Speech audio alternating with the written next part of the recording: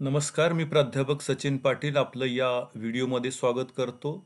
या व्हिडिओमध्ये आपण बघणार आहोत शिक्षक पात्रता परीक्षा अर्थात TET 2013 पेपर क्रमांक 2 विषय मानसशास्त्र. 2013च्या TET परीक्षेमध्ये मानसशास्त्र विषयाच्या प्रश्नांचं विश्लेषण या व्हिडिओमध्ये आपण बघणार आहोत. बघूयात 2013 मध्ये आलेले मानसशास्त्राचे प्रश्न. पहिला प्रश्न आहे, हॉवर्ड आणि रॉथवे यांच्या मते शारीरिक विकासाचा वेग जन्मापासून टिंबटिंब वर्षापर्यंत खूप असतो. पर्याय आहेत, पर्याय क्रमांक 1 1 वर्ष, पर्याय क्रमांक 2 2 वर्ष, पर्याय क्रमांक 3 3 वर्ष आणि पर्याय क्रमांक 4 4 वर्ष. याच्यातला योग्य पर्याय आहे पर्याय क्रमांक 2. 2 वर्षापर्यंत मुलांचा शारीरिक विकास हा सर्वाधिक जास्त प्रमाणात होतो. आता 0 ते 2 वर्ष हा जन्मोत्तर अवस्थेतला कालावधी शैशवावस्था या नावाने ओळखला जातो. शैशवावस्था, आणि या शैशवावस्थेमध्ये विकासाचा वेग, शारीरिक विकासाचा वेग हा खूप जास्त प्रमाणात असतो. तर 2 वर्ष वय हे लक्षात ठेवा. पुढचा प्रश्न आहे, मूळ बौद्धिक कुवत सारखी असणाऱ्या 2 मुलांपैकी एक अत्यंत सामान्य वातावरणात आणि दुसरे समृद्ध वातावरणात वाढले तर काय होईल? पर्याय आहे, दोघांचा विकास सारखा होईल, पहिल्याचा विकास दुसऱ्यापेक्षा चांगला व जास्त होईल, दुसऱ्याचा विकास पहिल्यापेक्षा चांगला व जास्त होईल, सांगता येत नाही. बघा, 2 मूळ बौद्धिक कुवत सारखी आहे, पण या 2 मुलांपैकी एक मूल अत्यंत सामान्य वातावरणात आणि दुसरे मूल समृद्ध वातावरणात. तर साहजिकच दुसऱ्याला समृद्ध वातावरण मिळालंय, दुसऱ्याचा विकास चांगला होणार आहे. मग पर्याय बघा, पर्याय क्रमांक 3, दुसऱ्याचा विकास पहिल्यापेक्षा चांगला व जास्त होईल. पर्याय क्रमांक 3 हे या प्रश्नाचं योग्य उत्तर आहे. वाढ विकास या टॉपिकवरचा हा प्रश्न आहे. पियाजेने व्यक्तीच्या बौद्धिक विकासाच्या दृष्टीने ठरवलेल्या टप्प्यांमध्ये पुढीलपैकी कोणत्या टप्प्याचा समावेश होत नाही? पर्याय, शब्दपूर्व अवस्था, दुसरा क्रियापूर्व प्रतिनिधित्वाचा काळ, तिसरा पर्याय अमूर्त क्रियात्मक काळ आणि चौथा बौद्धिक विकासाची अवस्था. योग्य उत्तर आहे पर्याय क्रमांक 3, अमूर्त क्रियात्मक अवस्था. तर अमूर्त क्रियात्मक अवस्थेचा पियाजे हा जो मानसशास्त्रज्ञ आहे त्याने बौद्धिक विकासाची उपपत्ती मांडलेली आहे. वाढ विकास या टॉपिकशी संबंधितच पियाजेने काम केलेलं आहे. बौद्धिक विकासाच्या उपपत्तीमध्ये शब्दपूर्व अवस्था हा टप्पा पियाजे 0 ते 2 वर्षाचा आहे असं सांगतो. त्याच्यानंतर क्रियापूर्व प्रतिनिधित्वाचा काळ, क्रियापूर्व प्रतिनिधित्वाचा काळ हा 2 ते 7 वर्ष आहे. त्याच्यानंतर मूर्त क्रियात्मक काळ, मूर्त क्रियात्मक काळ हा 7 ते 12 वर्ष, काही ठिकाणी 11 वर्ष असंही आपल्याला दिसेल. आणि चौथा जो टप्पा आहे तो आहे बौद्धिक विकासाची अवस्था. बौद्धिक विकासाची अवस्था आणि तो कालावधी दर्शवलेला आहे 12 ते 16 वर्ष, काही ठिकाणी तुम्हाला 12 ते 15 वर्ष असंही तुम्हाला असाही कालावधी मेन्शन केलेला दिसून येईल. या प्रश्नाचं योग्य उत्तर आहे पर्याय क्रमांक 3. तर पियाजेने या औपचारिक बौद्धिक विकासाच्या अवस्था हा जो चौथा टप्पा आहे त्याला औपचारिक क्रियात्मक अवस्था असंही म्हटलं जातं. पहिला जो शब्दपूर्व अवस्था तुम्हाला सांगितलं त्याला संवेदनकारक अवस्था असंही म्हटलं जातं. दुसरा क्रियापूर्व अवस्था, तिसरा मूर्त क्रियात्मक अवस्था आणि चौथा औपचारिक क्रियात्मक अवस्था किंवा ज्याला बौद्धिक विकासाची अवस्था असंही म्हणतात. ठीक आहे, तर 3 पर्याय बरोबर आहे. चौथा प्रश्न बघा, संकल्पना निर्मितीसाठी व अमूर्त विचार करण्यासाठी प्रथम मुलांना प्रत्यक्ष अनुभव दिले पाहिजेत असं आग्रही मत कोणी मांडलं? कोहलबर्ग, ब्रुनर, अँडरसन आणि पियाजे. योग्य उत्तर आहे पर्याय क्रमांक 4, पियाजे. जीन पियाजे यांनी प्राथमिक संशोधनावरून बुद्धी विकासाच्या अवस्था मांडलेल्या आहेत. ज्या 4 अवस्था आपण बघितल्या त्याच्यामध्ये क्रियापूर्व अवस्था जी आहे ही बुद्धी विकासाची अवस्था वय वर्ष 2 ते 7 वर्षापर्यंत असते आणि याच अवस्थेत संबोध निर्मितीस प्रारंभ होत असतो. त्यामुळे प्रत्यक्ष क्रियातून ज्ञान मिळवण्यास सुरुवात होत असते. यामध्ये अनुकरण करणं, प्रतिकात्मक खेळ अशा अनुभवातून बुद्धिविकास घडून येतो असं पियाजे मानतो. त्यामुळे पियाजे हे या प्रश्नाचं योग्य उत्तर आहे. पुढचा प्रश्न आहे, किशोर अवस्थेत औपचारिक शिक्षणाला सुरुवात झाली की पुढीलपैकी कोणती गोष्ट टाळावी? किशोर अवस्था म्हणजे 6 ते 12 हा वयोगट लक्षात घ्या. आता औपचारिक शिक्षणाला सुरुवात म्हणजे आत्ता पहिलीमध्ये त्यांनी प्रवेश घेतलेला आहे आणि साधारण 12 वर्षापर्यंत म्हणजे 6 पहिली ते 5वी ते 6वी पर्यंतचा हा वयोगट आहे. ठीक आहे. तर या इयत्तेतल्या मुलांना शिकवताना त्यांच्या शिक्षणाला सुरुवात झाल्यानंतर शिक्षक म्हणून किंवा शिक्षण व्यवस्थेने कुठली गोष्ट टाळावी? पर्यायात लेखन वाचन कौशल्यावर भर द्यावा, शालेय तासिका मोठ्या कराव्यात, अध्यापनात कृतीला जास्त प्राधान्य द्यावं, नाट्यकरणामध्ये भाग घेण्याची संधी मुलांना द्यावी. या प्रश्नाचं योग्य उत्तर आहे पर्याय क्रमांक 2, शालेय तासिका मोठ्या कराव्यात. ही गोष्ट टाळली पाहिजे. बाकीच्या टाळायची गरज नाही. लेखन वाचन कौशल्यावर भर द्यावा, दिलाच पाहिजे. अध्यापनात कृतीला जास्त प्राधान्य द्यावं, दिलंच पाहिजे. नाट्यकरणामध्ये भाग घेण्याची संधी मुलांना दिली तर चांगलंच आहे. तर पर्याय क्रमांक 2 हा टाळण्यासारखा आहे. ठीक आहे. पुढचा प्रश्न आहे 7वा. खाली दिलेल्या नियमांमध्ये अनुवंशाचा नियम कोणता नाही? साधर्म्याचा नियम, वैविध्यतेचा नियम, परागतीचा नियम आणि परिणामाचा नियम. अनुवंशाच्या नियमामध्ये यापैकी नसलेला नियम आहे परिणामाचा नियम. हे 3 नियम आहेत. हा मात्र नाहीये. साधर्म्याचा नियम आहे म्हणजे माणसाची मुलं माणसासारखी होतात, घोड्याची पिल्लं घोड्यासारखी, वाघाची बछडे वाघासारखे, म्हणजे शारीरिकदृष्ट्या समानता असते म्हणून त्याला साधर्म्याचा नियम म्हणतात. वैविध्यतेचा नियम, एकाच आईवडिलाची 2 मुलं अनुवंशिकतेतल्या वेगवेगळ्या प्रकारच्या संक्रमणामुळं त्यांच्यात विविधता आढळते. एकाच आईवडिलाची 2 मुलं एकसारखी दिसत नाहीत. हा आहे वैविध्यतेचा नियम. आणि परागतीचा नियम म्हणजे साधारण आईवडिलांसारख्या जे त्यांचे मुख्य कॅरेक्टरिस्टिक गुणवैशिष्ट्ये असतात त्या सारखे आपला होण्याचा कल असतो. म्हणजे आपण जन्मतात तशा पद्धतीचा असतो. आईवडील घारे डोळ्याचे तर आपलेही घारे डोळ्याचे असण्याची शक्यता आहे. आईवडील उंच आहेत तर आपणही उंच असण्याची शक्यता. आईवडील गोरेपान आहेत तर आपणही गोरेपान असण्याची शक्यता. याला म्हणतो परागतीचा नियम. तर हे 3 नियम आहेत अनुवंशाचे नियम.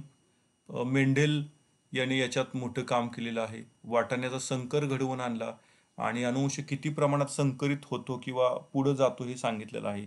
आईवडिलांकडून 50% अनुवंश मुलांमध्ये येतो. आजी आजोबांकडून 25% अनुवंश मुलांमध्ये येतो. त्याच्यानंतर पणजीबंजवाकडून 12.5% अनुवंश येतो आणि आपले इतर नातेवाईक म्हणजे सख्य रक्ताचे नातेवाईक त्यांच्याकडून 12.5% आणि म्हणजे 1/8. अशा पद्धतीनं अनुवंश फ्रान्सिस गाल्टिन यांनी सुद्धा याच्यामध्ये काम केलेलं आहे. ठीक आहे. तर परिणामाचा नियम हा पर्याय चुकीचा आहे. 7वा प्रश्न आहे, 25 पेक्षा कमी बुद्धी गुणांक असलेल्या विद्यार्थी पुढीलपैकी कोणत्या वर्गात बसेल? अल्पबुद्धी, मंदबुद्धी, जडबुद्धी, निर्बुद्ध. योग्य उत्तर आहे पर्याय क्रमांक 4, निर्बुद्ध. खरं तर 20 पेक्षा कमी असतो पण प्रश्न असा टाकल्यामुळं म्हणजे जडबुद्धी सुद्धा याच्यामध्ये येतात. पण आपल्याला एकच पर्याय निवडायचा आहे तेव्हा निर्बुद्ध हा पर्याय आपल्याला निवडणं गरजेचं आहे. कारण बघा 70 ते 90 ही जी मुलं आहेत सीमारेषेवरील मतिमंदत्व या प्रकारामध्ये मोडतात. शालेय शिक्षणाला ते घेण्यास योग्य आहेत. 50 ते 70 बुद्ध्यांक ज्यांचा आलाय त्याला सौम्य मतिमंदत्व म्हणतो. शालेय शिक्षण घेण्यास ही सुद्धा योग्य असतात. 35 ते 49 बुद्ध्यांक असलेली मुलं ही मध्यम स्वरूपाचं मतिमंदत्व यांच्यामध्ये असतं. प्रशिक्षण घेण्यास योग्य आहेत. 50च्या वरचे शालेय शिक्षण घेण्यास योग्य आहेत. 35 ते 49 मध्ये प्रशिक्षण घेण्यास योग्य आहेत. 20 ते 34 तीव्र स्वरूपाचं मतिमंदत्व यांच्यामध्ये असतं आणि मदतीची आवश्यकता असते. 20 पेक्षा कमी जो बुद्ध्यांक आहे त्यांच्यात अतितीव्र स्वरूपाचं मतिमंदत्व असतं. त्यामुळं यांना वैद्यकीय देखरेखीची आवश्यकता असते. ही मुलं स्वतःचं कुठलंही काम स्वतः करू शकत नाहीत. ठीक आहे, तर या प्रश्नाचं उत्तर आहे पर्याय क्रमांक 4. 8वा प्रश्न आहे, टर्मन या अमेरिकन मानसशास्त्रज्ञाने तयार केलेले बुद्धिगुणांकाचं सूत्र कोणतं? पहिला पर्याय बुद्ध्यांक बरोबर मानसिक वय भागिले शारीरिक वय गुणिले 100. बुद्ध्यांक बरोबर शारीरिक वय मानसिक वय गुणिले 100. बुद्ध्यांक बरोबर मानसिक वय भागिले 100 गुणिले 100. बुद्ध्यांक बरोबर शारीरिक वय आणि मानसिक वय. तर टर्मन या अमेरिकन मानसशास्त्रज्ञाने बुद्धिगुणांकाचं केलेलं सूत्र आहे ते म्हणजे पर्याय क्रमांक 1, मानसिक वय भागिले शारीरिक वय. आता या सूत्राला अनुसरून तुम्हाला गणितं दिली जातात आणि ती गणितं त्याच्यावरनं तुम्हाला सोडवायची असतात. बुद्धिमापन क्षेत्रात बिने यांनी मानसिक वयाचा शोध लावलेला आहे. बिने यांनी तयार केलेल्या बुद्धिमापन परिमाण श्रेणीच्या मदतीने मानसिक वय शोधून काढण्याचं सूत्र मात्र टर्मनने काढलेलं आहे. ठीक आहे, तर योग्य पर्याय आहे पर्याय क्रमांक 1. 9वा प्रश्न आहे, संकल्पना तयार होताना पुढीलपैकी कोणती बाब सहाय्यक ठरत नाही? बघा, सहाय्यक ठरत नाही असं विचारलेलं आहे. वस्तूंचे प्रत्यक्ष ज्ञान आणि अवबोध, वस्तुगत गुणांचे विश्लेषण करून एखादा गुणविशेष कल्पनेने अलग करणे, जातीवाचक कल्पना तयार करून सामान्यीकरण करणे आणि चौथा पर्याय आहे संकल्पना निर्मितीमध्ये भाषेवर प्रभुत्व नसणे. या संकल्पना निर्मितीतल्या प्रश्नाचा योग्य पर्याय आहे पर्याय क्रमांक 4. संकल्पना निर्मितीमध्ये भाषेवर प्रभुत्व नसणे ही सहाय्यभूत गोष्ट ठरत नाही संकल्पना निर्मितीसाठी, तर भाषेवर प्रभुत्व पाहिजे. ठीक आहे, पर्याय क्रमांक 4. संकल्पना निर्मिती होण्याच्या पायऱ्या असतात. लक्षात घ्या, संकल्पना निर्मितीच्या पायऱ्या असतात, त्या क्रमाने संकल्पना निर्मिती होतात. अलीकडं या टप्प्यांवरती किंवा संकल्पना निर्माण होण्याचे जे टप्पे आहेत त्याच्यावर प्रश्न येत असलेले आपल्याला दिसतात. तर वस्तूचं प्रत्यक्ष ज्ञान किंवा अवबोध हा पहिला टप्पा आहे. गुणांचं विश्लेषण आणि काही गुणवैशिष्ट्ये वेगळे करणे हा दुसरा टप्पा आहे. या अलग केलेल्या गुणवैशिष्ट्यावरून सामान्यीकरण करणं हा तिसरा टप्पा आहे. अमूर्त रचना करणं चौथा आहे. शब्द रूपाने संकल्पना व्यक्त करणं हा 5वा संकल्पना निर्मिती किंवा संबोध निर्मितीचा टप्पा आहे. ठीक आहे, तर पर्याय क्रमांक 4 9व्या प्रश्नाचं उत्तर होतं. 10वा प्रश्न आहे, संयमित अभ्यासू संशोधक संकुचित या उदाहरणांचा समावेश व्यक्तिभेदातील कोणत्या अंगात होईल? आवड निवड, वृत्ती, बौद्धिक आणि शारीरिक. तर योग्य पर्याय आहे पर्याय क्रमांक 2. वृत्ती म्हणजे वर्तन, याला अभिवृत्ती असंही म्हणतो. अभिवृत्ती वर्तन करणं, त्याच्यातनं काय हायलाइट होणाऱ्या गोष्ट म्हणजे तो संयमित व्यक्तिमत्व आहे, अभ्यासू आहे, संशोधक आहे, संकुचित आहे. तर वृत्ती हे उत्तर आहे. हा इतर परीक्षण टीईटीच्या इतर साली झालेल्या परीक्षांमध्ये सुद्धा विचारलेला प्रश्न आहे. हा रिपीट झालेला प्रश्न आहे. ठीक आहे, 11वा प्रश्न आहे, क्रॉनबॅक व सप्पे यांच्या मतानुसार ज्या मूल्यमापन कृतीचा निर्देश केलेला असतो त्यास टिंबटिंब मूल्यमापन म्हणतात. पर्याय कृती केंद्रित, निर्णय प्रेक्षी, निष्कर्ष प्रेक्षी आणि निर्देशित. योग्य पर्याय आहे निर्णय प्रेक्षी. निर्णय प्रेक्षी हे योग्य उत्तर आहे. पुढचा प्रश्न आहे, सातत्यपूर्ण सर्वंकष मूल्यमापन म्हणजे काय? तर बघा, पर्याय आहेत. पहिला पर्याय, विद्यार्थ्यांच्या बौद्धिक प्रगतीचे सातत्याने मूल्यमापन करणं, विद्यार्थ्यांच्या भावनिक प्रगतीचं सातत्याने मूल्यमापन करणं, विद्यार्थ्यांच्या क्रियात्मक प्रगतीचं सातत्याने मूल्यमापन करणं. तर डॉक्टर बेंजामिन ब्लूम यांनी सर्वंकष मूल्यमापनाची 3 क्षेत्र आपल्याला सांगितलेली होती. बोधात्मक क्षेत्र, क्रियात्मक क्षेत्र, भावात्मक क्षेत्र. बोधात्मक क्षेत्रामध्ये ज्ञान, आकलन, उपयोजन, संश्लेषण, विश्लेषण, मूल्यमापन ह्या गोष्टी त्यांनी सांगितल्या होत्या. क्रियात्मक क्षेत्रामध्ये अनुकरण, क्रियाकौशल्य, अचूकता, संधिकरण, स्वाभाविकरण ही क्षेत्र त्यांनी सांगितली होती. आणि भावात्मक क्षेत्रामध्ये अवधान, प्रतिसाद, मूल्य निर्णय, मूल्य संघटन आणि मूल्य समूह ही क्षेत्र सांगितली होती. सातत्यपूर्ण सर्वंकष कंटिन्युअस चालणारी प्रक्रिया आणि सगळ्या गोष्टी त्याच्यामध्ये येतात. त्यामुळं अ, ब, क हे तिन्ही पर्याय बरोबर आहेत. 13वा प्रश्न आहे, 1959 साली गिलफर्ड यांनी मांडलेल्या बुद्धिमत्तेविषयीच्या उपपत्तीमध्ये एकूण टिंब घटक होते. 120, 130, 125, 110.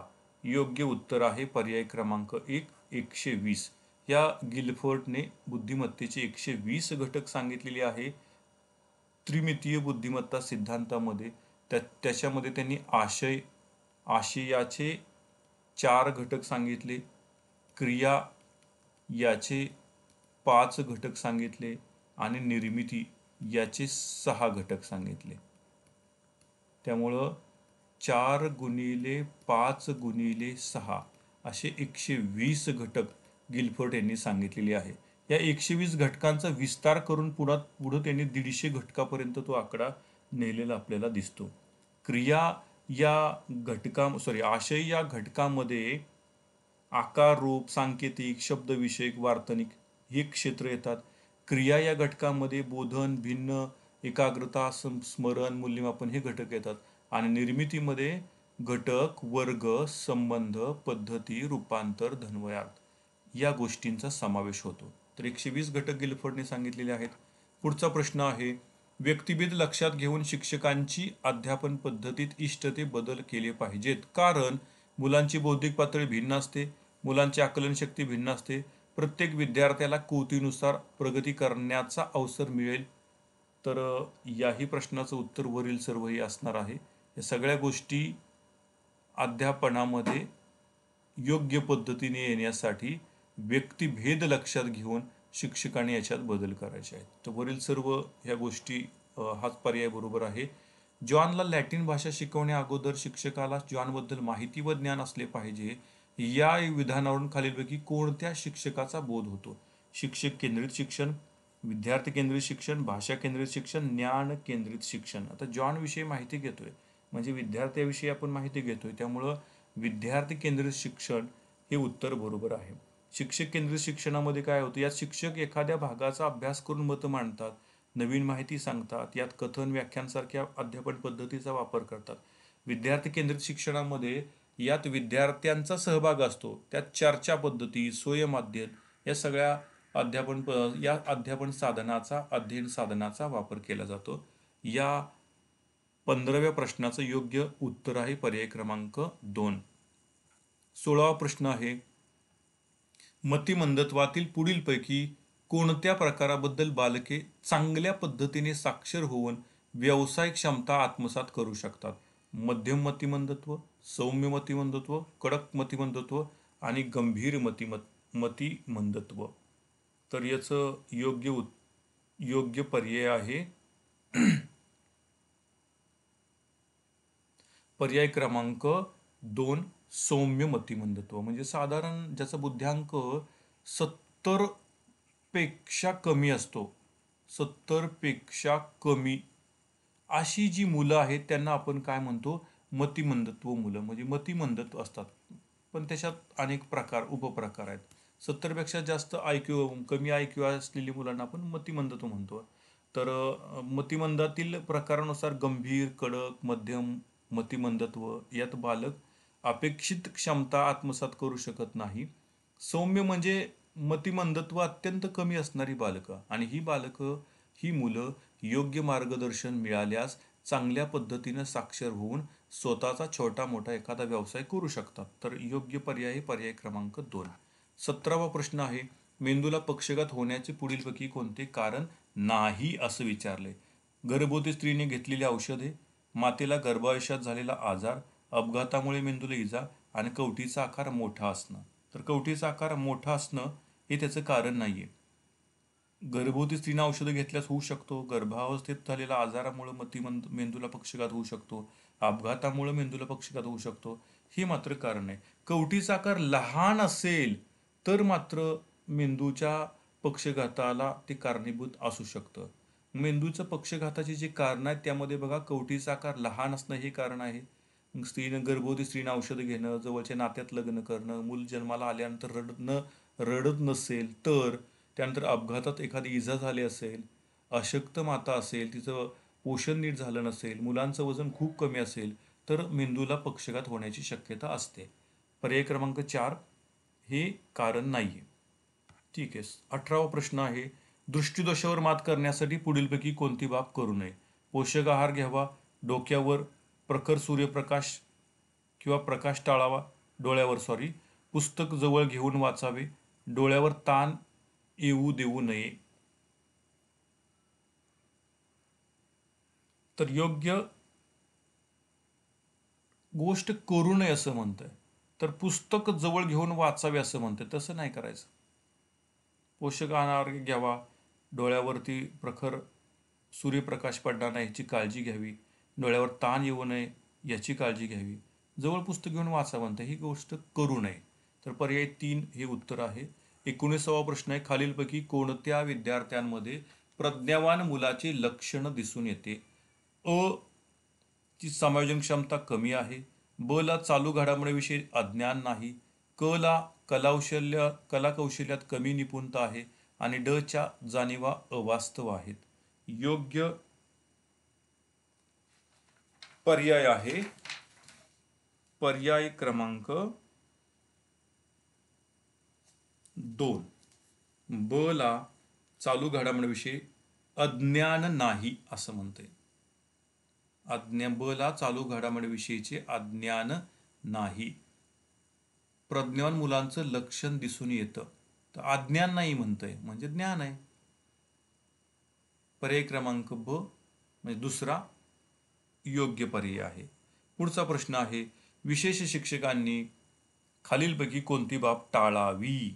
विशेष शिक्षक विद्यार्थ्यांच्या क्षमता गुण कमतरतांकडे दुर्लक्ष करू नये, विशेष गरजा असणाऱ्या मुलांसाठी आवश्यक असणारी साधने उपकरणे साहित्य या बाबतीत अज्ञानी असू नये, विशेष गरजा असणाऱ्या मुलांच्या मानसिकतेचा विचार न करणे, या मुलांसाठी तज्ज्ञांचे मार्गदर्शन मिळवून देण्याचा अधिकाधिक प्रयत्न करणे.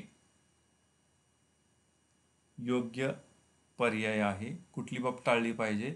विशेष गरजा असणाऱ्या मुलांच्या मानसिकतेचा विचार काय म्हणते? न करणं म्हणते. केला पाहिजे ना, न करणे म्हणते. असे छोट्या छोट्या गोष्टी दिलेल्या असतात जे आपल्या गडबडीत वाचनातून जर निसटल्या तर आपल्याला चुकीचं उत्तर आपण निवडू शकतो. त्यामुळे बारकाईने वाचणं ही गोष्ट महत्त्वाची आणि गरजेची आहे. पुढचा 21वा प्रश्न आहे, विज्ञाननिष्ठ भूमिकेवर आधारलेल्या मानसशास्त्राचा पाया घालून वेदना भावना आणि कल्पना यांच्या अभ्यासावर विशेष भर पुढीलपैकी कोणी दिला? विल्यम वुंट, चार्ल्स डार्विन, जे बी वॉटसन, लॉयड मॉर्गन. योग्य उत्तर आहे पर्याय क्रमांक 1 विल्यम वुंट. तर विल्यम वुंट हा प्रायोगिक मानसशास्त्राचा जनक आहे. जर्मनीमधल्या लायप्झिग या ठिकाणी 1879 मध्ये त्यांनी मानसशास्त्राची पहिली प्रयोगशाळा स्थापन केलेली आहे, म्हणून त्यांना प्रायोगिक मानसशास्त्राचा जनक म्हणतात. विल्यम वुंट यांनी मानसशास्त्र म्हणजे बोधात्मक अनुभवांचे किंवा जाणीवेचे शास्त्र होय अशी व्याख्या केलेली आहे. त्यामुळं या सगळ्या गोष्टी त्याच्यात येतात. विल्यम वुंट हे उत्तर आहे. पुढचा प्रश्न आहे, बँगले यांनी कोणती उपपत्ती मांडली? आता बँगले यांनी कोणती उपपत्ती मांडली? पूर्णाकारवादी उपपत्ती, समान घटक उपपत्ती, सामान्यीकरण उपपत्ती का आदर्शवादी उपपत्ती? अध्ययन हा टॉपिक करत असताना आपल्याला अध्ययन संक्रमणाच्या उपपत्ती करायच्या आहेत. अध्ययन संक्रमणाच्या उपपत्तीमध्ये 5 उपपत्ती आहेत, ज्याच्यामध्ये मनशक्तिवादी उपपत्ती जॉन लॉकने मांडलेली आहे. मनशक्तिवादी उपपत्ती बघा. ध्येयवादी या प्रश्नाचं उत्तर आधी बघूया आपण. ध्येयवादी उपपत्ती बँगले यांनी कोणती उपपत्ती मांडलेली आहे? तर पूर्णाकारवादी उपपत्ती, समान घटक उपपत्ती, सामान्यीकरण उपपत्ती आणि आदर्शवादी उपपत्ती. योग्य उत्तर आहे आदर्शवादी उपपत्ती. हिला ध्येयवादी उपपत्ती असं म्हणतात. बँगले यांनी मांडलेली उपपत्ती ध्येयवादी उपपत्ती, जिला आदर्शवादी उपपत्ती म्हणतात. म्हणजे कृती एखादी करताना हेतू ठेवला पाहिजे, ध्येय ठेवलं पाहिजे, तेव्हा ती कृती ते अध्ययन चांगलं होतं, या ध्येयवादी उपपत्तीमध्ये सांगितलेलं आहे. सामान्यीकरण उपपत्ती म्हणजे अध्ययन संक्रमणाची सामान्यीकरण उपपत्ती CS जड यांनी मांडलेलं आहे की अध्ययन करतेवेळी 2 घटक परिस्थिती यामधील तत्व सिद्धांत नियम किंवा त्यांची वैशिष्ट्यांचं विश्लेषण करून त्या प्रक्रियेला जे करतो त्याला आपण सामान्यीकरण म्हणतो. तर सामान्यीकरण उपपत्ती C.H. जड यांनी मांडलेली आहे. थॉर्नडाईकने समान घटक उपपत्ती मांडलेली आहे आणि मनशक्तिवादी उपपत्ती जी आहे ती जॉन लॉक यांनी मांडलेली आहे. शक्तिवादी उपपत्ती किंवा मनशक्तिवादी जॉन लॉक यांनी मांडलेली आहे. मनाच्या शक्तींचा उल्लेख त्यांनी केलेला आहे. मनाच्या शक्ती असतात असं जॉन लॉकला वाटतं, पण त्याच्यावर आक्षेप पुन्हा विल्यम जेम्सने घेतलेला आहे. त्याच्यानंतर आणखी एक अध्ययन संक्रमणाची उपपत्ती आहे द्विविभागीय संक्रमण उपपत्ती. द्विविभागीय संक्रमण उपपत्ती ही मांडलेली डॉक्टर गोपाल स्वामी यांनी. डॉक्टर गोपाल स्वामी यांनी आरसा आणि चांदणीचा प्रयोग केला. डाव्या हाताला प्राप्त झालेली कला उजव्या हाताला येते का, उजव्या हाताला प्राप्त झालेली कला डाव्या हाताला येते का, हे पाहण्यासाठी प्रयोग केलेला आहे. तर 5 अशा अध्ययन संक्रमणाच्या उपपत्ती आहेत. पुढचा प्रश्न आहे अध्यापनासंबंधीचे पुढील 4 स्पष्टीकरणे कोणी दिली आहेत? वर्णनात्मक, परिणामकाराधिष्ठित, उद्दिष्टाधिष्ठित आणि आदर्शवादी. पर्याय मार्शविल, ब्रुस जॉयस, बिओ स्मिथ, पर्ल शूज, हिल्डा टाबा. योग्य उत्तर आहे पर्याय क्रमांक 2 बिओ स्मिथ यांनी अध्यापनासंबंधित हे 4 स्पष्टीकरणं दिलेली आहेत. बिओ स्मिथ. 24वा प्रश्न आहे शालेय अध्यापनाचे प्रतिमान मॉडेल ऑफ स्कूल लर्निंग कोणी शोधून काढलेले? स्क्रिबेन, क्रॉनबॅक, सपे, जॉन बी कॅरॉल. योग्य उत्तर आहे पर्याय क्रमांक 4 जॉन बी कॅरॉल. तर यांनी प्रभुत्व अध्ययन विषयक प्रतिमान मांडलेलं आहे. कॅरॉल यांनी मॉडेल ऑफ स्कूल लर्निंग हे प्रतिमान मांडलं आणि त्यामध्ये काही गोष्टी सांगितलेल्या आहे, ज्यामध्ये उत्तम अध्यापन, अध्ययन रचना मांडणी, अध्ययन करण्यास योग्य वेळ, अध्ययनात सातत्य व चिकाटी, योग्य अध्ययन क्षमता, योग्य मार्गदर्शन करून अपेक्षित वर्तन बदल घडवून आणणं, अशा 6 गोष्टी त्यांनी आपल्या मॉडेल ऑफ स्कूल लर्निंग या प्रतिमानामध्ये मांडलेल्या आहेत B.F. कॅरॉल यांनी. तर 4 नंबरचा पर्याय बरोबर आहे. 25वा प्रश्न आहे शिक्षक व विद्यार्थी यांच्यामधील आंतरक्रियाच्या प्रक्रियेवर परिणाम करणारे खालीलपैकी घटक कोणते? वर्गातील विद्यार्थ्यांचे विविध गट, शिक्षक विद्यार्थी यांचे व्यक्तिमत्व, विद्यार्थ्याला शिकण्यासाठी मिळणारी प्रेरणा, शिक्षकाचा विद्यार्थ्याकडे पाहण्याचा दृष्टिकोन. पर्याय आहेत अ ब क, ब क ड, अ ब क ड आणि अ क ड. योग्य उत्तर आहे पर्याय क्रमांक 3 अ ब क ड सर्व. या सगळ्याच गोष्टी गरजेच्या आहेत. ठीक आहे. 26वा प्रश्न आहे नाटकात प्रथमच काम करणाऱ्या शाळेतील विद्यार्थ्याला संवाद पाठ असूनही नाट्यगृहातील गर्दी पाहून भाषण आठवत नाही, हे प्रत्याव्हानातील टिंबटिंब कारक गोष्टीमुळे घडते. शारीरिक मानसिक थकवा, साहचर्य, मनाचा कल आणि भावनिक अडथळा. तर भावनिक अडथळा ही कारण आहे. भावनिक अडथळा, घाबरला तो, त्याच्या भावना डळमळीत झाल्या गर्दी पाहून, त्याच्यामुळे ज्या गोष्टी त्यांनी तयारी केली होती तो विसरला. तर भावनिक अडथळा हे या प्रश्नाचं उत्तर आहे. प्रत्याव्हानातील जे कारक गोष्टी असतात त्याच्यामध्ये शारीरिक मानसिक थकवा हे कारण असतं. सतत एकच कार्य आपण जर करत राहिलो, सतत तेच ते काम, तर शारीरिक थकवा, मानसिक थकवा येतो. साहचर्य, योग्य संबंध प्रस्थापित केले तर अध्ययन चांगलं होतं, नाही झालं तर म्हणजे साहचर्य महत्वाचं आहे. साहचर्यावरती अध्ययन अवलंबून असतं. मनाचा कल, मनातील विचारांचा, त्या गोष्टीकडे बघण्याचा दृष्टिकोन यावरती सुद्धा अध्ययन अवलंबून असतं. प्रत्याव्हान अवलंबून असतं. आणि भावनिक अडथळा म्हणजे भीती, प्रेम याचा परिणाम यावर होत असतो. ठीक आहे. तो भिला इथं गर्दीला, त्याच्यामुळे भावनिक अडथळा हे उत्तर आहे. 27वा प्रश्न आहे सहवास विषयक प्रेरणा खालीलपैकी कोणत्या प्रेरणेचा घटक आहे? शारीरिक प्रेरणा, व्यक्तिगत प्रेरणा, सामाजिक प्रेरणा, वरील सर्व. योग्य उत्तर आहे पर्याय क्रमांक 3 सामाजिक प्रेरणा. प्रेरणा या टॉपिकवरचा प्रश्न आहे. प्रेरणेचे प्रकार आहेत, 3 प्रकार आहेत मुख्य: शारीरिक प्रेरणा, व्यक्तिगत प्रेरणा आणि सामाजिक प्रेरणा. सामाजिक प्रेरणामध्ये सहवास विषयक प्रेरणा आणि प्रतिष्ठा विषयक प्रेरणा. तर हा प्रश्न या टॉपिकवरती विचारलेला आहे. सहवास विषयक प्रेरणा ही योग्य उत्तर आहे. ठीक आहे. पुढचा प्रश्न आहे, खालीलपैकी अवधानाला नियंत्रित करणारा बाह्य घटक कोणता? अभिरुची, तात्कालिक गरज, सवयी आणि परिवर्तन. योग्य उत्तर आहे परिवर्तन. परिवर्तन हा अवधानाला नियंत्रित करणारा घटक आहे. पुढचा प्रश्न आहे, अध्यापन प्रक्रियेत पुढीलपैकी कोणत्या गोष्टीचा समावेश होतो? नवीन ज्ञान देणे, कौशल्य विकसित करणे, विचारांना चालना देणे आणि भाव विकास घडवणे. योग्य उत्तर आहे अ ब क ड सर्व. या सगळ्या अध्यापन प्रक्रियेत समाविष्ट होणाऱ्या गोष्टी आहेत. ठीक आहे. शेवटचा प्रश्न आहे, उद्दिष्टांची स्पष्टीकरणे लिहिताना घ्यावयाच्या दक्षतेपैकी खालीलपैकी कोणती बाब चुकीची आहे? अपेक्षित वर्तन बदल दृश्य असावा, कौशल्यांच्या मर्यादा व दर्जा यांचा स्पष्ट उल्लेख करावा, अनेक अपेक्षित बदल एकाच वाक्यात लिहावेत, स्पष्टीकरण एकवचनात लिहावीत. आता चुकीची बाब म्हटलेली आहे बघा. चुकीची बाब शोधायची आहे.